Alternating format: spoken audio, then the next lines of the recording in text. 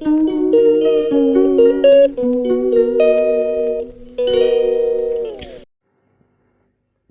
Mubarak guys sa lahat ng nandito sa Middle East. So ito yung aking gagawin today. Gagawa ko ng kebab. So meron tayong kebab flour, meron tayong egg, meron tayong sauce, and powder, black pepper, chili, onion, dill, and spring onion, at coriander. So meron tayong baking powder, egg, and water. So may mix na natin yun guys. So umpisa na natin guys. So lahat yan ay mix lang natin.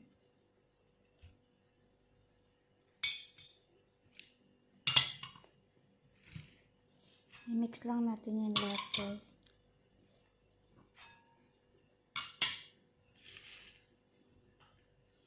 Ating egg,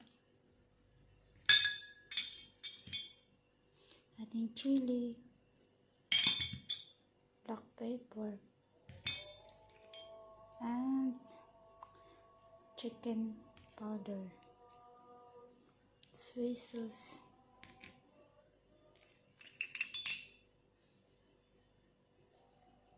at ang ating baking powder.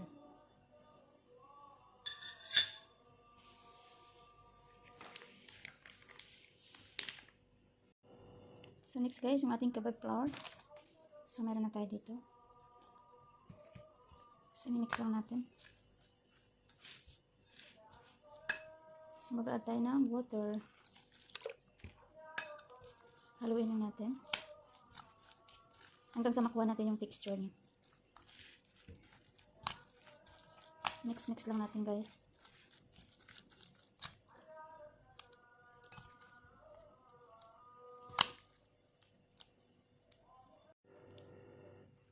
So guys, ito na yung tamang texture ng ating kebab. Yan na siya guys. So ipa-fry na natin siya. Yan na yung ating kebab. Yan. So ipa-fry natin na siya guys. Okay. Let's start. So guys, ito na. Pa-fry na natin. So yan, mainit na yung ating oil.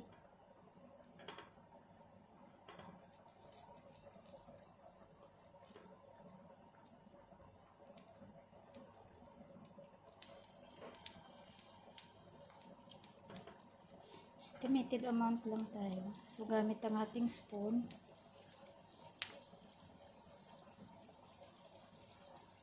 Pupunuin lang natin.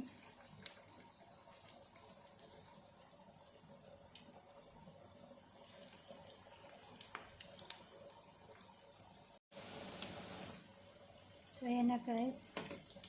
Baliktarin lang natin. Ayan na yung ating kebab.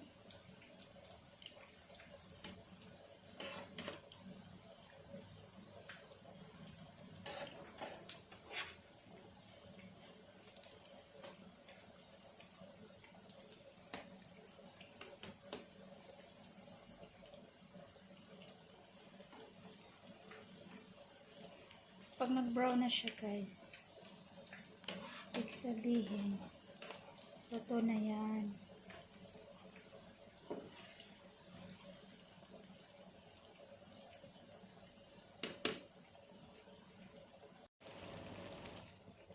So yun na guys, hindi pa rin tapos. So dapat mahina lang yung apoy para maganda yung pagkaluto niya sa loob. Ayan. Pag nag-brown na yan, luto na yan. Karin siya nag-brown.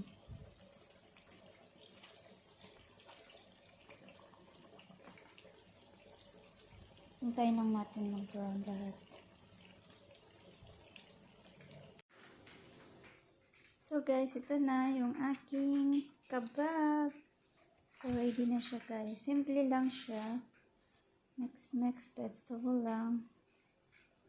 Ayan na siya guys. Ang aking kebab. Thanks for watching. Bye-bye.